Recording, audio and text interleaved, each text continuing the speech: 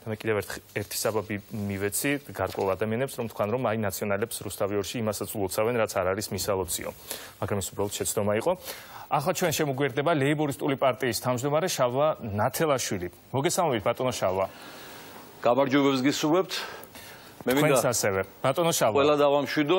დიახ, იმის თაობაზე, რომ ნაცები ხელისუფლებაში ვერ მოვლენ, ოცნება ხელისუფლებიდან წავა და ლეიბორისტული პარტია მზად არის აიღოს პასუხისმგებლობა ქვეყნის განვითარებაზე, იმ დანაშაულებრივი შეცდომების გამოსწორებაზე, რაც დაუშვა ორივე ძალამ ქვეყნის წინაშე, მისი ისტორიისა და მისი მომავლის წინაშე. შესაბამისად, ვიმეორებ, მეც რა თქმა უნდა, როგორც ადამიანი, პირველ რიგში ორიენტირებული ვარ, კარგი დავინახო და არ ვიყო აქცენტირებული მაინც და მაინც კრიტიკასა, ოპონირებასა და აგრესიულ შეფასებებზე.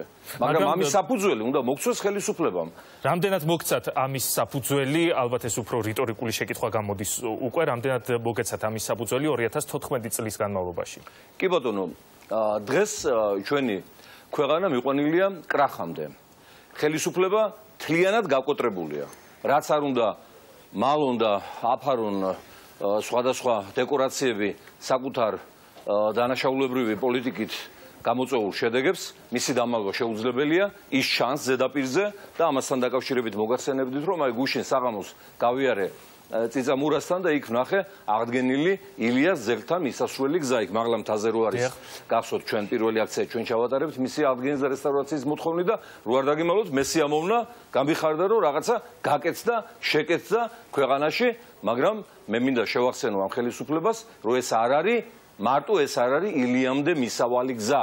დღეს გახდით თემქაზე პენსიონერის ოჯახში, მესამე სართულზე, კორპუსში გუგუნებდა ღუმელი, შეშის ღუმელი, ამ დროს გაზი აქვს იმ პენსიონერს, მაგრამ ვერ იყენებს და ვერ ხმარობს, რადგანაც არის ძალიან ძვირი და შეუძლებელია მისი გადახდა. და ასეთ მდგომარეობაშია ქვეყნის პენსიონერთა 800.000-იანი არმია შეიძლება ითქვას, რომლებსაც ხელისუფლებამ ჯერ დაუნიშნა მოუმატა 10 ლარი მომავალი წლისთვის და ის 10 ლარი ეხლავე გაუნოლა ლარის კურსის დანაშაულებრივი ცვლილებითა და იმ პრობლემებით, რამაც კიდევ ასეული მილიონობით ლარის აგლეჯვა ხალხიდან გამოიწვია და ის შევიდა იმ გარღვეული ბიუჯეტისა და გარღვეული ინფლაციური კურსის შესავსებად, რომელიც უნდა დაებალანსებინა ხელისუფლებას და რაც უნდა თავიანთი სწორი პოლიტიკით დაეყენებინათ რიგზე და წესრიგში, ხო? შესაბამისად, ილიას გზაზე სიარული არ ნიშნავს მარტო იმას, რომ აღადგინო ილიას ძეგლთან მისასვლელი გზა.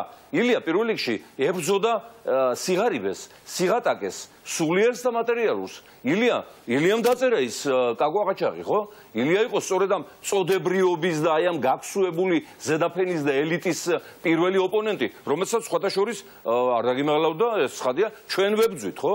და რომელთა წინააღმდეგ გალაშქრებამაც ჩვენ ლეიბორისტული პარტია აი 20 წლიან ძალიან დიდი განსაცდელი გზაზე დაგვაყენა და კიდევ გავივლიდით თავიდან ამ განსაცდელს, რადგანაც აი ამ კატეგორიის წინააღმდეგ ბრძოლა, რომლებსაც ჩვენი შვილების, ჩვენი ოჯახის, ჩვენი ქვეყნის წილი მიაქვთ საკუთარ ოფშორულ ანგარიშებზე, არის მართლაც 60-ში შესვლის პირველივე, ასე ვთქვათ, შესაძლებლობა და ვიზა პირდაპირ რომ ითქვას. უფალი ტყუილად კი არ ამბობს, რომ როგორც აქნემი ვერ გაეტევა გაძვრება ნემსის ყუნჩი, ისე მდიდარი ვერ მოხდება 60-ში. ეკლესიების აშენება მარტო არ იძლევა იმის გარანტიას, რომ ინდულგენციურად 60-ში მოხდები.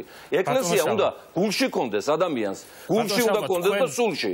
და მე უნდა მატერიალურად გამოსახოს ის. იმისათვის, რომ ეს ფენა წავიდეს ხელისუფლებიდან, თქვენ ძალიან ხშირად გითქვამთ, მათ შორის ჩვენს ეთერში, რომ აუცილებელია ვადამდელი საპარლამენტო არჩევნები. დღეს ექსპერტები საუბრობენ იმაზე, რომ თავისთავად მთავრობა და ხელისუფლება მიდის ისეთ კრიზისამდე, რომ შეიძლება ან ძალიან სერიოზული ცვლილებები მოხდეს, იქ ან შეიძლება საერთოდ ბიძინა ივანიშვილი დაბრუნდეს ხელისუფლებაში.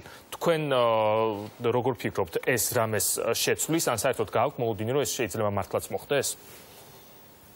რა თქმა უნდა, ბიძინა ივანიშვილის რო არ ეყიდა ამ სიტყვის პირდაპირ გაგებით 12 მაჟორიტარი მილიონერი დეპუტატი ნაციონალური მოძრაობიდან, დღეს უკვე გამოკვეთილი გახდათ საპარლამენტო კრიზისი და ასეთი მოდელის ქვეყნებში, რომელშიც ჩვენ ვიმყოფებით, ნახევრად საპარლამენტო რესპუბლიკაში, ეს უკვე საფუძველია ახალი ვადამდელი არჩევნების ჩატარებისა, მაგრამ ეხლა უსასრულოდ ვერ იყიდიან იმ დეპუტატებს იქიდან, ხო? გამოირევა მარაგი, ეხლა იქიდან კიდევ გავა გარკვეული ჯგუფები, ამდენად რაც მალე ჩაატარებენ ახალ არჩევნებს, მაგრამ მანამდე რაც მალე შეცვლიან პოლიტიკურ სისტემას ქვეყნისას, რაც ერთხმალე გაასწორებენ საარჩევნო კოდექსს, რომ არ ყავდეს ივანიშვილის 12 მთვლელი და სხვას ერთი, რაც მალე მოხსნიან და მოსპობენ მაჟორიტარულ სისტემას, რომელიც არის ქვეყნის უბედურების საფუძველი, ხო? რაც მალე დააკანონებენ ვიდეო გადაღების ქვეშ ბიულეტინების დათვლას, მით უფრო მეტად იქნებიან ისინიც დაცული შემდგომ უკანონოებისაგან, რადგან მოგეხსენებათ ჯობ-ჯობი არ დაელევა, მილიონერს მილიონერი არ დაელევა, მერე კიდე სხვა მილიონერები გააკეთებენ კოალიციასა და ალიანსს, რა ის ნაციონალური მოძრაობა რა არ იყვნენ მილიონერები, მაგრამ ამათ აჯობებს, ხო? მერე კიდე სხვა მილიონერები მოვლენ ახლა რიგში დგანან, აგერ ხსნიან გოგელია, ებრალიძე და ვასაძე ტელევიზიას მაესტრო იყიდეს, ის მერვიარხი გახსნეს თუ რა ქვია და მთელი მუშაობა მიდის იმისათვის, რომ დაატრიალდეს ტელეპიარი და ახლა ახალი მხსნელები გამოცხადდნენ. ამიტომ არ დაელევა ჯობ-ჯობი და თუ პოლიტიკური სისტემა არ შეიცვალა ჩვენს ქვეყანაში და თუ ამ პოლიტიკურმა სისტემამ არ მოიკვეთა მილიონერები ხელისუფლების მაკონტროლებელი რგოლებიდან, ჩვენ აუცილებლად ისევ იმ ადგილას მივეც, საიდანაც წამოვედი და ამდენად პოლიტიკური რეფორმა უნდა გაკეთდეს. ახალი არჩევნები უნდა ჩატარდეს. უკეთესია ვადამდელი, მაგრამ თუ ვადამდელი არა, აგერ რიგითი არჩევნებიც ახლოვდება 2016 წლის 1 ოქტომბერს უკვე არჩევნებში უნდა შევიდეთ, ხო არჩევნების დღეა ფაქტიურად. შესაბამისად ბიძინა ივანიშვილის დაბრუნებას ელით ხელისუფლებაში. ბიძინა ივანიშვილის დაბრუნება ვეღარ უშველის. ოდეს ტურფა გაიაბდეს, არ ღირდეს იგი ჩირად. ამ სტადიაშია. დაბრუნდება თუ არ დაბრუნდება, ის უკვე ისტორიაში შევა როგორც მატყუარა, როგორც გადამგდები, როგორც სრუ, რომელმაც ბოროტად გამოიყენა ხალხის სული, იმედები, ოცნებები და გადააქცია ეს სულიერი კაპიტალი საკუთარი გამდიდრების, კიდევ უფრო მეტად გამდიდრების საფუძვლად, იმისათვის რომ ჩაიგდო ხელში ოქროს საბადო და ის საგდრისი, უზარმაზარი ოქროს საბადოა. იქ 130 მილიონის ოქრო ამოა ძალიან მალე, საიდანაც 6 მილიონი შევა ბიუჯეტში და 124 მილიონი წავა ივანიშვილის ოფშორულ ანგარიშებზე. ივანიშვილმა გამოიყენა ეს ნდობა იმისათვის, რომ საკუთარი მაფია და საკუთარი დეიდაშვილები გაეფუფუნებინა ნავთობით ვაჭრობის სფეროში, პორტების კონტროლში, იმისათვის რომ ხეთყე გაეტანა კიდე ახალი პარტია მიაში, რა ქვია, თურქეთში რაჭიდან ის ფირმა ატუხო, მაგისია, ხო?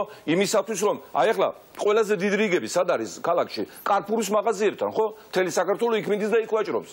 და შესაბამისად, ბიძინა ივანიშვილის ყულაბაში ჩაჩხრიალებს ეს ფულები, იმიტომ რომ მისია ეს კარფური, ხო? ბიძინა ივანიშვილმა გამოიყენა ეს ნდობა იმისათვის, რომ ქალაქის ცენტრი ჩაეგდო, ხელში აგერ დღეს დაამტკიცა ქალაქის საგრებულო პანორამას პროექტი, ხო ნახეთ არა? ეს პანორამა რომ მისი ბიზნესზე მე მგონი ამასში არავინ არ დაუს, მათ შორის მისი გარემოცვა, ხო? ივანიშვილმა გამოიყენა ეს ყველაფერი იმისათვის, რომ გაეფორმებინა თავისი ახლობლების სახელზე ჰესები ენერგეტიკა. ახლა წერან გამობძანდა აქ ვიცე-პრემიერი ბატონი კახი კალაძე და რა ვიცი თუ ექნება სურვილი, მე გამონახავ დროს დაუჯდები დებატებში. ახლა არ მინდა პირს უკან ვილაპარაკო, მაგრამ ახლა ახალგაზრდა კაცია, იმედია რაღაცა პერსპექტივა ექნება რაღაცა სფეროში ალბათ, ნუ მილიონერთა კლუბში მაინც ფიქრო პოლიტიკა მან დაამთავრა ბიძინა ივანიშვილთან ერთად და ასეთი ტყუილები არ შეიძლება. ერთ-ერთი პასუხისმგებლობა ხომ და იკისროს იმაზე, რომ ნახევარი საქართველო კალაძის და ივანიშვილის ბიზნეს ინტერესებს ეწირება და იტბორება ჭოროხის ხეობა, სადაც ჩნდება ჰესების კასკადი, სადაც განადგურდა და ნადგურდება ყველაფერი და მოდის უკვე მეწყერები და ზვავები და ზღვის შემოტევა, იმიტომ რომ ნაშალი აღარ ჩააქვს მდინარეს იქ და ვერ ამაგრებს ნაპირს, ხო? ის ანადგურებს ხუდონხეს და სვანეთს გვიკარგავს ბატონი კალაძე და ბატონი ბიძინა. ეხლა რაჭას მიადგნენ, მოგეხსენებათ იქ სერიოზული მიტინგი ჩაატარეს საზოგადოების ფართოფენების წარმომადგენლებმა, დარიალის ხეობა დაანგრიეს და თერგთან ისეთი აფეთქებები დაიწყეს, რომ დევდორაკი დაიძრა და დაეცა იმ თერგს და ხედავთ რა ამბებია, იკეტება გზები და ლამისარი მყინვარწვერი დაშალეს და აი ამ ფონზე და ამ დროს შუქი ხრება, რეგიონებში შუქი ხშირად მიდის, დელოდება ხალხი, როდის მოვის ბედნიერი წამი, როცა უნდა ჩართონ ტელევიზორი ან სხვა ელექტროსაშუალება, ანუ მეორდება ის ძველი წარსული, ხო?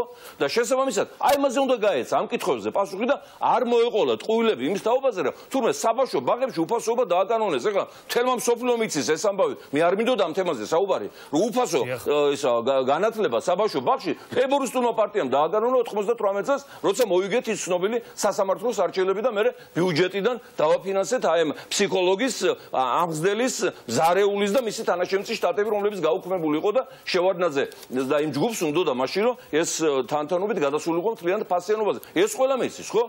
ასევე სრული სიცრუეა, მასობრივი, არა, უნდა ვთქვათ ეს რა, ძალიან გთხოვთ, ეს სერიოზული საკითხია. არ მეხება არც მე და არც მარტო ჩემს პარტიას. უფასო ისა საყოველთაო ჯანდაცვა, ესაც ტყუილია. ტყუილია, ესე იგი ეხლა უკვე დაცვა დგას პაციენტსა და ექიმ შორის. თუ არ აჩვენა პაციენტმა გადახდილი ქვით არის იმის თაობაზე, რომ იქ შეაბარა სალაროში ფული, არ შეუშვებენ ექიმამდე. დაცვა დგას პაციენტსა და აფთიაქ შორის. წამალს ვერ აიღებს, ხო? ამის თაობაზე სარჩელი გვაქვს შეტანილი საკონსტიტუციო სასამართლოში. რა იმაზე უფასოობაზე საუბარი, ვის ატყუებენ ესენი? ეხლა არ მინდა ეხლა შორს წავიდე და წელიწადში ერთხელ სისხლის ანალიზს ვიღებ მეც იმისათვის რომ გავიგო ამ მთავრობამ ხო არ გამithეთრა ან გამიშროს სისხლი, ხო?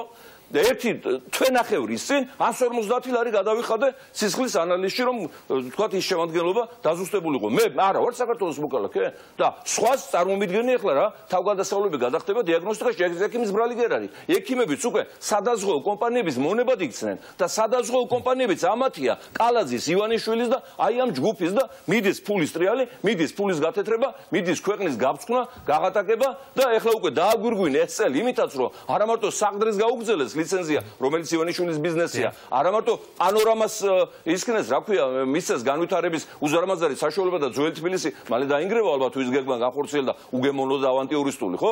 არამედ მიწების გაყიდვა დააკანონეს ხელმეორედ, რომელიც გააჩერეს საპიეროდ იმისათვის, რომ ხალხს ეფიქრა, რომ აი მოვიდა მამულის გადამრჩენი, ეხლა გააუქმეს ის მორატორიუმი და უკვე დამთავრებულია ის ირანელები და ინდუელები და ვინ ჩამოდიოდა კიდე დაემატება ახალი ინვესტორები ეგრეთ წოდებული და ბოლოს გლეხს ერთი ვაშლი არ დარჩება.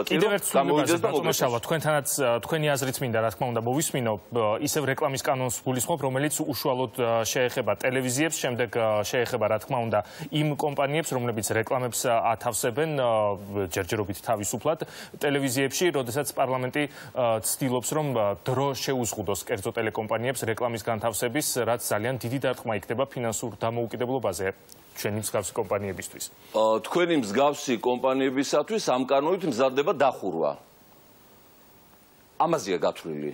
რეკლამის აკრძალვა მოგეხსენებათ ივანიშვილის ტელეკომპანიებს არაფერი არ ემუქრება, იქ თავისუფლად მიდის პროპაგანდა, აგიტაცია, ყველაფრის რაც უნდათ. ეხლა კიდევ ემატება ეს ორი ტელევიზია ამ მილიონერ ოლიგარქების, ვიზაც მოგახსენეთ მე გოგელია და ეს ვასაძე, ესაც ძალიან სერიოზული საყურადღებო ნიუანსია და ეხლა რომელი ტელევიზიაც მათ არ ემორჩილებათ, შეუწყვეტავენ რეკლამის საშუალებებს, შეუზღუდავენ და შესაბამისად ეხლა უფინანსობის გამო ტელეკომპანიები კი არა ოჯახები იშლება ლამის. აი ამაზეა გათვლილი ეს ყველაფერი. რა თქმა უნდა ეს არის დანაშაულებრივი გადაწყვეტილება და თუ დაიწყეს მის რეალიზაციის სერიოზული მცდელობა, ჩვენ მთელ მსოფლიოს დავაყენებთ ფეხზე და ბიძინა ივანიშვილის მილიარდიან საბანკო ანგარიშებს დავაყენებთ ეჭვის ქვეშ თუ ეს ამის გაკეთება გაბედეს. ვინაიდან თუ ჩაიგდეს სატელევიზიო სივრცე ხელში მთლიანად, ხო? მერე მილიარდელთა ბატონობა ძალიან დიდხანს გაგრძელდება და რა თქმა უნდა ამის დაშვება არ შეიძლება და რა მინდოდა მე თქვა, მსოფლიოში არ არსებობს დღეს de facto და de jure ლიდერი გიორგი, რომელიც აი ასეთი უპასუხისმგებლოა, რომელიც არ გძნობს ელემენტარულ პასუხისმგებლობას თავისი ხალხის და საზოგადოების წინაშე. ესპანეთის მეფე ხუან კარლოსი გარკვეული ხნის წინ აი ახლახანს გადადგა ტახტიდან, რის გამო ალბათ გახსოვთ, ხო? კენიაში წავიდა ლომებზე სანადიროდ. და ეს ვერ აიტანე ესპანურმა საზოგადოებამ და რა მიტინგები იყო მადრიდში და რა ხდებოდა ხო გახსოვთ? კაც ხალხი ეხოცება შიმშილით. ადამიანები ისინი ხვდებიან ხიზილად სავსე სუფრებზე ლას-ვეგასში აი ახლა ახალწელს ნახევარ უკვე გაკრეფილია უცხოეთში და სხედანი იმ კერძო ვილებსა და აპარტამენტებში მაგათი სოშვილი და ახლობლები ხო ადამიანები ესეთი ღატაკი და ესეთი მშიერი ახალი წელი მე არ მახსოვს მეგობრებო აი რაც ახლა დადგა ხო და საერთოდ არანაირი პასუხისმგებლობა არ აქვს კაც და იმ დღეს გამოვიდა ტელევიზიიდან ყურებს არ უჯერებდი ზვიგენზე გველაპარაკა და პინგვინზე და ზებრებზე გველაპარაკა ესპანეთის მეფე გადააყენეს, იმიტომ რომ კანონიერად წავიდა, იქ არის ნადირობა დაწესებული ნადირა, ხო? ეხლა რა მინდოდა კიდევ მე თქვა, მე მთაში გავიზარდე, მოგეხსენებათ, მთიელი და დავასრულოთ გთხოვთ ბატონო პატარა დასკვნა რო გავაკეთოთ, საახალწლოდ ხომ მეულოცო ხალხს. რა თქმა უნდა. და იქ მთაში გვიყვებოდნენ ესე მითოლოგიური ეთყობა თქმულება, ძალიან ბრძნული, ცხრის თაობაზე, ცხრის წელი მოდის, ხო? ცხარი მოვიდა ცხვართხის, ნუ აღმოსავლური კალენდრით ორმაგვი ასოცირება აქვს. ზოგი თქვათ ლურჯ ცხვარს ამბობს და სხვადასხვა რამშველობა აქვს ცხრის და თხის ერთი ოჯახია. ცხვარი შევიდა ოჯახში, რომელიც ღარიბი იყო ძალიან და სიღარიბეს უთხრა რომ გამეცრალი აქედანო წადიო. სიღარიბე მუთხრა რომ კიო გაგეცლებიო, მაგრამ ერთი კუთხე მაინც დამიტოვეო. არა, ვერც ერთ კუთხეში ვერ დაგიტოვებ, იმიტომ რომ ერთ კუთხეში მე უნდა დავდგეო, მეორე კუთხეში ბატკანი უნდა დავაყენო, მესამე კუთხეში ყველი უნდა დავაწყო და მეოთხე კუთხეში ვრძეო და შენ ადგილი აღარ არის და სიღარიბე წავიდა. მე უსურვებდი ჩემს ქვეყანას, ჩემს ძლიერ და ამაყ და გამძლე ხალხს, რომელსაც წინ დიდი გამარჯვებები უწერია, ძალიან გამარჯვებულ ახალწელს, ძალიან დიდ გამარჯვებებს და რაც მთავარია, მე უსურვებდი ჩემს ხალხს ცხვრის ტყავში გახვეული სამთავრობო მგლების მოცილებას პოლიტიკიდან. აი მილიონერი მგლების, რომლებაც ცხვრის ტყავი შემოიხვიეს. და ნამდვილი ცხვრის გაბატონებას ბარაქას და ხვავს. დაიხარეთ და იმრავლეთ. დიდი მადლობა ბატონ შალვა, მე წარმატებას გისურვებ და ჯანმრთელობას, რაც მთავარია, მე რამდენადაც ხედავ ჯერჯერობით ნორმალურ ფერზე ხარ. არა, ერთი 50 წელი დიახ, სისხლის გაწევა არ გემუქრება. 10 თავრობას გავესტუმრებ. დიდი მადლობა ბატონ შალვა, წარმატებას გისურვებ. შალვა ნათელაშვილი, ლეიბორისტული პარტიის ლიდერი გვერდებოდა პირდაპირ ეთერში.